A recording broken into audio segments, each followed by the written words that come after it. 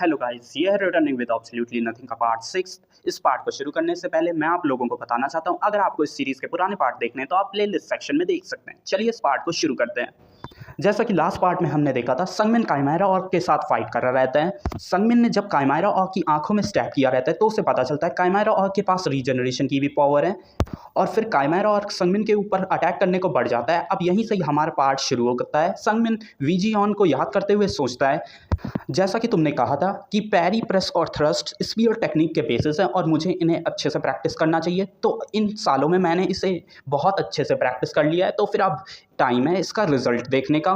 Chimera arc संगमिन के ऊपर और अपने हाथ से अटैक करता है और संगमिन पैरी का इस्तेमाल करते हुए उसके हाथ को दूर झटक देता है और फिर उसके ऊपर अपने स्पीयर से बहुत ज़्यादा स्ट्राइक करता है। पर इस चीज़ से काइमेरा ऑर्क का कुछ भी नहीं बिगड़ता, उल्टा काइमेरा ऑर्क उसके ऊपर अपने दूसरे हाथ से अटैक करने लगता है। तो फिर इस टाइम संगमिन प्रेस का इस्तेमाल करता है जिससे वो काइमेरा ऑर्क के पूरे हाथ को ही मोड़ देता है। फिर संगमिन एक भी सेकंड का टाइम वेस्ट ना करते हुए सीधे अपने स्पीयर को काइमेरा ऑर्क के घुटने में भोंक देता है। वो सोचता है ये काम किया जैसा कि मैंने सोचा था, इसके जॉइंट्स जो हैं वो इसकी वीक पॉइंट हैं।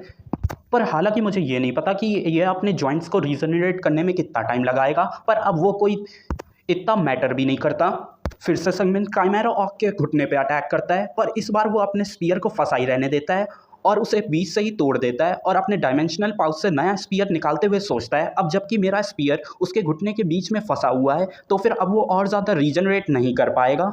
फिर संगमिन आगे बढ़ते हुए काइमेरा ऑर्क के हाथ में स्पीयर को भोंक देता है और वो वाला भी स्पीयर वहीं पर ही छोड़ देता है और फिर से एक नया स्पीयर निकाल लेता है। वो सोचता है अब जबकि मैंने इस अपने स्पीयर को इसके एक हाथ और एक पैर में भोंक दिया है तो फिर अब इसके पास इतना ज़्यादा मूवमेंट करने का चांस नहीं रहेगा। फिर वो अपने स्पीयर टेक्निक्स की सेकेंड फॉर्म इस्तेमाल करता है, पर हमें दिखाया जाता है कि काइमेरा ऑर्क के सिर्फ स्क्रैचेस के अलावा और कुछ भी नहीं पड़ा होता। काइमेरा ऑर्क अपने दूसरे हाथ का इस्तेमाल करते हुए संगमिन के ऊपर अटैक करता है, पर संगमिन डॉज करते हुए सोचता है ये कुछ ज़्यादा ही धीमा है, या फिर इसका उल्टा मैं ही पहले से तेज़ हो चुका हूँ क्योंकि अब मेरे ऊपर कोई भी हैवीनेस रेस्ट्रेन नहीं है। फिर संगमिन अपनी जगह से जंप करता है और वो काइमेरा ऑर्क को धक्का देकर गिरा देता है। फिर वो काइमेरा ऑर्क की सबसे पहले तो आंख में स्टैब करता है, फिर उसके बाद सीधे वो उसके सिर में स्टैब करके उसका किस्सा वहाँ पर ही ख़त्म कर देता है। इस चीज़ को देख के रूड कुछ ज़्यादा ही हैरान होता है और वो संगमिन से पूछता है तुम एग्जैक्टली मैं हो कौन। तो फिर संगमिन अपने मन में सोचता है क्या तुम ये जानना चाहते हो कि मैं कौन हूँ।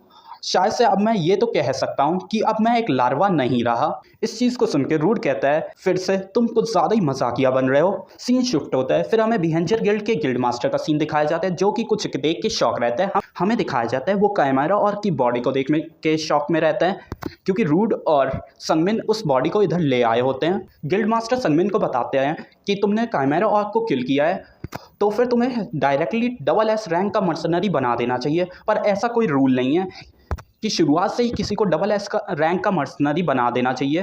तुम्हें शुरुआत हमेशा ही एस रैंक से ही करनी पड़ेगी, तो फिर मैं तुम्हें सिर्फ अभी एस रैंक का ही टोकन दे पाऊंगा। संगमिन कहता है मुझे चलेगा।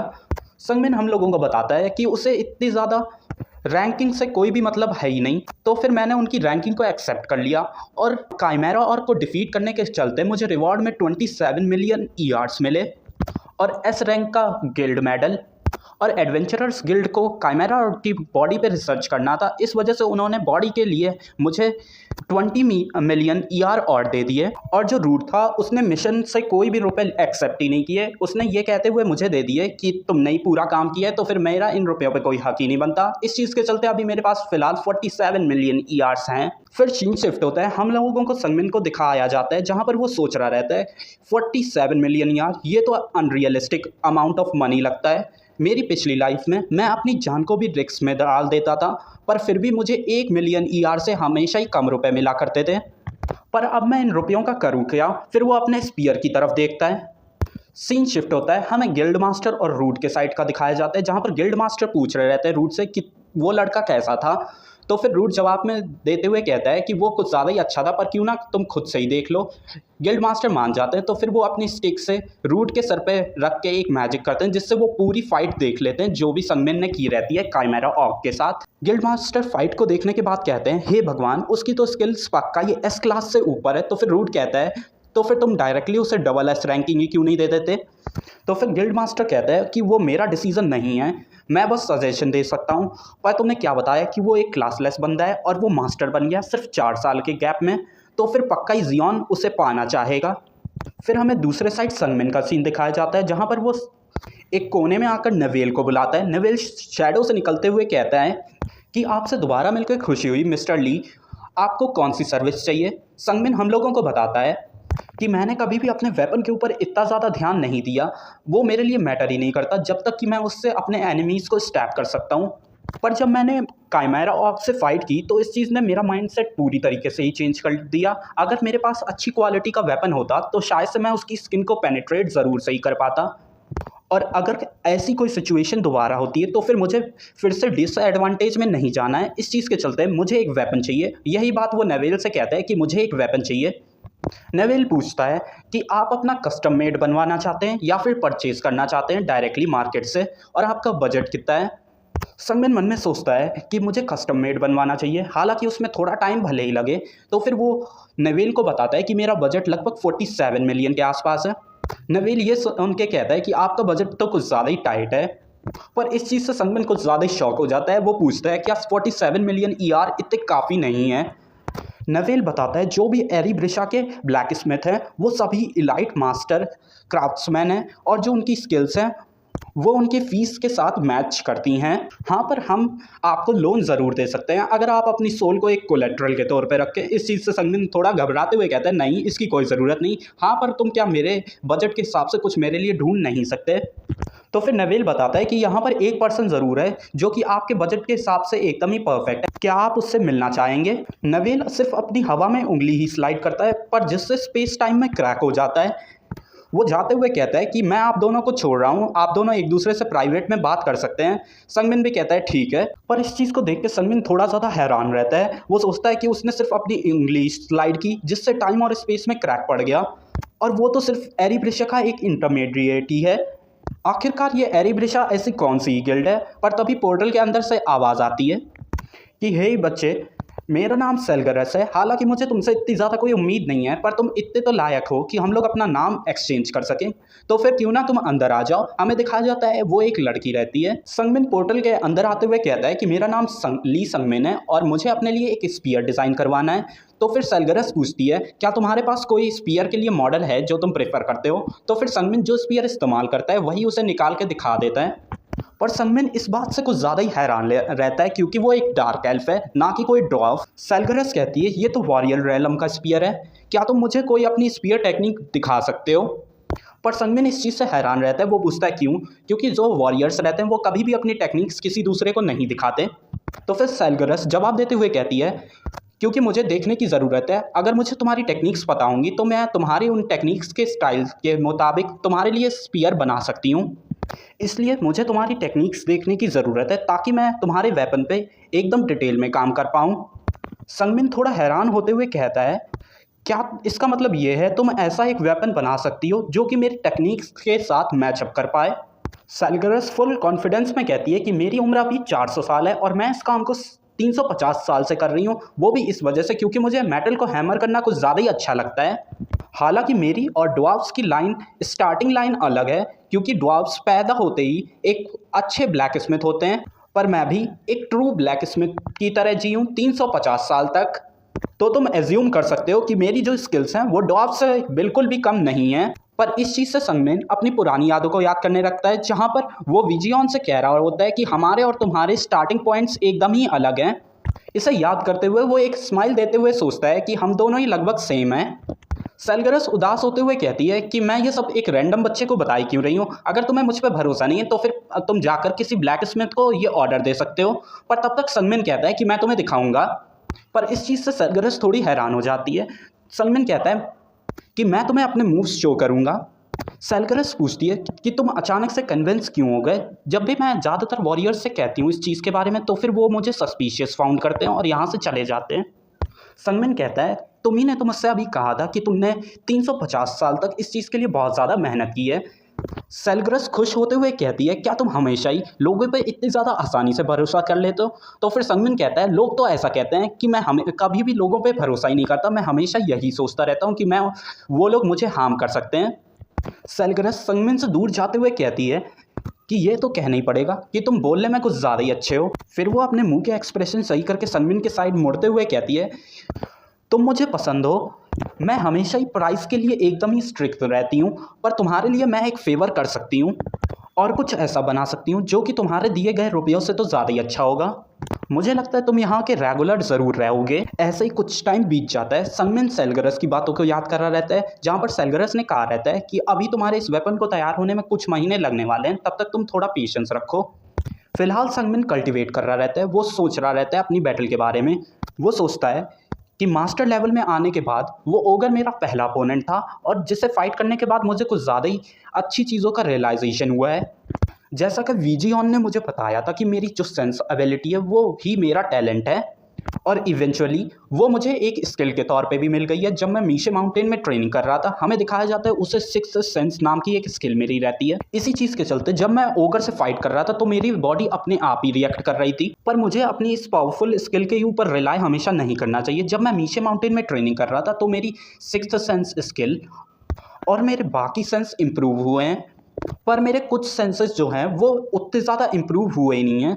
मुझे इस इम्बैलेंस सेंसेस को रिजॉल्व करना पड़ेगा जल्द से जल्द, और अगर मैं ऐसा नहीं कर पाया तो फिर मुझे अंदर से फीलिंग आ रही है, तो फिर मैं किसी ऐसी चीज़ में फंस जाऊंगा जिसे कि मैं खुद से कभी रिजॉल्व ही नहीं कर पाऊंगा। फिर हमें बिहेंजर के मर्सनरी गिल्ड का सीन दिखाया जाता है, जहाँ पर गिल्ड मास्टर किसी से कह रहा रहता है कि आज तुम्हारा यहाँ पर क्यों आना हुआ, क्या तुम्हें एक और जॉब चाहिए। हमें दिखाया जाता है वो संगमिन से ये कह रहा रहता है। संगमिन मना करता है। वो गिल्ड मास्टर से ओगर की बॉडी के बारे में पूछता है कि आपने ओगर की बॉडी के से क्या किया। गिल्ड मास्टर कहता है क्या ये चीज़ तुम्हें चिंता में डाल रही है? हाँ, ऐसा होना भी चाहिए क्योंकि काइमेरा को कोई बनाता ही है, पर मैं इस चीज़ को खुद से देख ही नहीं सकता था, तो फिर मैंने मेज गिल्ड से मदद ली है। संगमिन हम लोगों को बताता है कि उसकी पिछली लाइफ में काइमेरा ओगर था, उसकी डिस्कवरी कभी हुई नहीं थी। इसके सिर्फ दो ही मतलब हो सकते हैं, या तो किसी ने मर्सनरी गिल्ड से ये जॉब ली नहीं, या फिर जितने भी एडवेंचरर्स इस जॉब को करने गए वो सिर्फ मारे गए। ये तो पक्का है जो डंजन मास्टर 6 महीने बाद यहाँ पर दिखने वाला था वही रिस्पॉन्सिबल था इस काइमेरा के लिए। शायद से उसने पिछली लाइफ में काइमेरा को वापस बुला लिया था, इससे पहले कि कोई उस काइमेरा को ढूंढ पाता। पर अब जबकि मैंने काइमेरा को किल कर दिया है तो इस चीज़ के चलते फ्यूचर बदल सकता है। संगमिन गिल्ड मास्टर से कहता है कि मुझे भी उस क्रॉप्स को देखना है। फिर हमें बिहेंजर के मेज गिल्ड का सीन दिखाया जाता है, जहाँ पर संगमिन एक बंदे को देख के हैरान रहता है क्योंकि वो उस क्रॉप्स को हवा में उड़ा रहा रहता है। वो इंसान अपना नाम किंग जोंग यूम बताता है और वो एक डार्क मेज रहता है।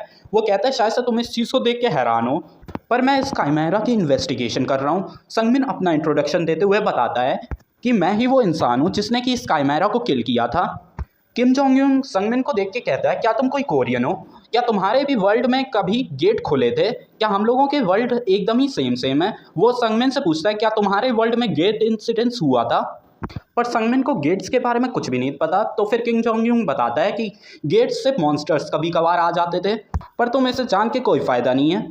किम जोंग यूंग संगमिन का हाथ पकड़ते हुए कहता है हालांकि हम लोग डिफरेंट डायमेंशन से हैं, पर मैं कुछ ज़्यादा ही खुश हूँ क्योंकि मैं आखिरकार एक और कोरियन से मिल ही गया काफ़ी लंबे अरसे के बाद। फिर वो संगमिन को घूरते हुए कहता है पर यही एक रीज़न नहीं है कि मैं इतना ज़्यादा खुश हूँ। संगमिन पूछता है इस चीज़ का मतलब क्या है? तो किंग जोंग यूंग कहता है कि इस चीज़ का कुछ भी मतलब नहीं है, तुम्हें यहाँ पर क्यों आना हुआ है? संगमिन कहता है कि मैं काइमेरा के कॉप्स के बारे में जानने आया हूँ। वो मन में सोच रहा रहता है कि अब जबकि मैंने काइमेरा को मार दिया है तो फिर पक्का ही फ्यूचर चेंज हो जाएगी, तो फिर मुझे जितनी ज़्यादा से ज़्यादा इन्फॉर्मेशन हो सके उतनी इकट्ठी कर लेनी चाहिए ताकि मैं देवनाग को हासिल कर सकूँ। किम जोंग यूंग कहता है ठीक है मैं समझ गया, हालांकि मैं इसके बारे में इतना ज़्यादा कुछ जान नहीं पाया क्योंकि ये पहले से ही मर चुका था, पर जितना मैं जान चुका हूँ वो मैं तुम्हें बता देता हूँ। वो बताते हैं इस काइमेरा के ऊपर कुछ ज़्यादा ही हाई लेवल के स्पेल्स लगे हुए थे। इसका मतलब ये है जिस डार्क मेज ने इस काइमेरा को बनाया है वो एटलीस्ट ग्रांड मेज के लेवल पे होगा। और जैसा कि तुम इसे देख ही सकते हो, इसका मुंह जो है वो सिला हुआ था। शायद से जो इसका क्रिएटर था वो इसे वायलेंट करना चाहता था ताकि इसकी पावर को टेस्ट कर सके। इस चीज़ को सुन के संगमिन अब पुरानी बातों को याद करते हुए सोचता है शायद से इसी चीज़ के चलते उसने उस डियर को खाया नहीं था। किम जोंग यूंग कहता है कि यही था जो कि मैंने फाइंड कर पाया था। अब तुम्हें अगर उन क्रिएचर्स के भी बारे में जानना है जो कि इसमें फ्यूज़ किए गए थे तो मैं उनके बारे में भी तुम्हें बता सकता हूँ, पर शायद से तुम्हें उनमें इंटरेस्ट नहीं होगा। फिर संगमिन थोड़ा हिचकते हुए पूछता है कि तुम पहले क्या बताना चाहते थे मुझे? जोंग यूंग बताता है कि इतना कुछ खास तो नहीं है, पर मैंने ये नोटिस किया है कि तुम्हारी जो कैजुअलिटी है वो ट्विस्टेड है। संगमिन हैरान होते हुए पूछता है कि तुम्हें इस चीज़ के बारे में कैसे पता। पर जोंगयुंग भी इस चीज़ से हैरान हो जाता है। वो कहता है क्या तुम्हें इस चीज़ के बारे में पहले से ही पता है? ऐसा इस वजह से क्योंकि जो डार्क मेज होते हैं वो सोल्स को देख सकते हैं। फिर जोंगयुंग संगमिन के पास आकर एक क्रीपी सा लुक देते हुए कहता है अगर मैं होता तुम्हारी जगह तो पक्का ही मैं पागल हो जाता इस डिस्पेयर के चलते। क्या तुम्हें समझ आ रहा है कि मैं क्या कह रहा हूँ? तो फिर संगमिन कहता है कि किसी ने मुझे बताया था कि ट्विस्टेड कैजुअलिटी के चलते मुझे इटर्निटी तक टॉर्चर किया जाएगा पर डेथ के बाद। जोंगयुंग कहता है कि ये बस उसका एक छोटा सा हिस्सा है, पर क्या तुम मुझे ये बता सकते हो कि तुम्हारी कैजुअलिटी इतनी ट्विस्टेड कैसे हो गई? संगमिन थोड़ा परेशान होते हुए कहता है कि मुझे इस चीज़ के बारे में तुम्हें बताने की ज़रूरत क्या है, मैं तुम पे भरोसा ही कैसे कर सकता हूँ। जोंगयुंग कहता है कि अगर तुम मुझे ये चीज़ बताओगे तो फिर मैं तुम्हें भी चीज़ें बताऊंगा जो कि मुझे पता है। और रही बात भरोसे की तो फिर मैं माना प्लेज ले लेता हूँ। माना प्लेज अगर कोई मेज तोड़ता है तो वो वहीं का वहीं मर जाएगा। जोंगयुंग माना प्लेज लेना शुरू कर देता है। पर इस चीज़ से संगमिन थोड़ा हैरान रहता है, पर फिर वो सोचता है कि मैं अभी खुद की सिचुएशन अच्छे से अंडरस्टैंड नहीं कर पाता हूँ, तो फिर ये बहुत अच्छा रहेगा थोड़े और जान लेना खुद के बारे में। और ये तो माना प्लेज भी ले रहा है तो इसे बताने में कोई इतना हर्ज भी नहीं है। संगमिन उसे वीजी हॉर्न की तरह बताता है कि मैं एक रिटर्नी हूँ, जैसा कि उसने वीजी हॉर्न को बताया था। पर वीजी हॉर्न से उल्टा किंग जोंगयुंग तुरंत ही समझ जाता है और वो कहता है कि क्या इसका मतलब ये है कि तुम पास्ट में आए हो फ्यूचर से? अब ये बात सेंस भी बना रही है कि तुम्हारी कैजुअलिटी इतनी ज़्यादा ट्विस्टेड क्यों है। तुमने लाइफ एंड डेथ का फंडामेंटल रूल तोड़ा है, इसी चीज़ के चलते तुम्हारा कर्मा कुछ ज़्यादा ही बुरा है। पर अगर सिर्फ तुम्हें खुद के बारे में इतना ही पता है कि तुम्हारी कैजुअलिटी कुछ ज़्यादा ही ट्विस्टेड है, तो फिर तुम्हारे बारे में सिर्फ इतना ही नहीं है, यहाँ पर कुछ और भी ऐसा है जो कि मैं तुम्हें बता सकता हूँ। फिर किम जोंगयुंग एक डरावना सा चेहरा संगमिन को बनाते हुए कहता है कि तुम्हारे बारे में कुछ स्ट्रेंज है, सिर्फ तुम्हारी कैजुअलिटीज ही नहीं पर कुछ और भी। पर फिर उसके आगे संगमिन को कुछ सुनाई नहीं देता है, उसे सिर्फ और भी यही रिपीट होता रहता है उसके कानों में, यहाँ तक कि उसे अपने कान भी बंद करने पड़ जाते हैं। पर फिर किम जोंगयुंग कहता है ये नहीं चलेगा, मुझे नहीं लगता कि मैं तुम्हें बता पाऊंगा क्योंकि शायद से ये मुझे अलाउड नहीं है। संगमिन उसकी तरफ देखते हुए कहता है कि तुम्हारा इस चीज़ से क्या मतलब? पर वो बिल्कुल ही शॉक हो जाता है। फिर किम जोंगयुंग अपनी बात को पूरा करते हुए कहता है कि क्योंकि अगर मैंने तुम्हें इसे बताया तो फिर शायद से मैं मर जाऊं। हमें दिखाया जाता है किम जोंगयुंग के नाक मुंह हर जगह से खून निकल रहा रहता है। किम जोंगयुंग कहता है ऐसा लगता है कि जो तुम्हारी ज़िंदगी है वो तुम्हारी नहीं है। हमें दिखाया जाता है कि किम जोंगयुंग ने संगमिन को बाहर निकाल दिया रहता है। संगमिन किम जोंगयुंग की बातों को याद कर रहा रहता है, जहाँ पर किम जोंगयुंग कहता है कि मुझे अभी माफ़ कर दो पर तुम कभी बाद में आना मुझसे मिलने, मैं भी तुम्हारी सिचुएशन को अभी अच्छे से नहीं समझ पा रहा हूँ, मुझे थोड़ा और टाइम चाहिए। संगमिन सोचता है ये चीज़ क्या हो सकती है, ये चीज़ एक बार पहले भी हो चुकी है। फिर वो गॉडेस मीशे की डोमेन के बारे में सोचता है, जहाँ पर जब गॉडेस मीशे उसे कुछ बताने की कोशिश कर रही थी तब उनकी डोमेन में भी क्रैक्स आ गए थे। संगमिन अभी सोच ही रहा रहता है पर तभी कोई उसके पीछे आ जाता है। वो उससे कहता है कि तुम तो वही बच्चे हो मीशे माउंटेन वाले, तुमसे मिले हुए कुछ ज़्यादा ही लंबा टाइम हो गया है। हमें दिखाया जाता है वो एक लाल बालों वाली लड़की रहती है, पर संगमिन को कुछ समझ ही नहीं आता। वो तो पूछता है कि तुम हो कौन? वो लड़की गुस्सा करते हुए बताती है क्या मैं तुम्हें याद नहीं हूँ, मैं वही हूँ स्कारलेट, तुम ऐसे कैसे ही मुझे भूल सकते हो? पर संगमिन अभी भी कंफ्यूज रहता है। वो मीशे माउंटेन वाली स्कारलेट और अभी की स्कारलेट को कंपेयर करता है और फिर वो सीधे सीधे ही कह देता है कि तुम झूठ बोल रही हो। पर इस चीज़ से स्कारलेट को कुछ ज़्यादा ही गुस्सा आ जाता है और वो सीधे अपना पंच लेकर संगमिन के मुंह के ऊपर रख देती है। और इसी के साथ हमारा ये पार्ट एंड होता है। मिलते हैं आपसे नेक्स्ट पार्ट में। और हाँ, लाइक कमेंट एंड सब्सक्राइब करना बिल्कुल ना भूलिएगा।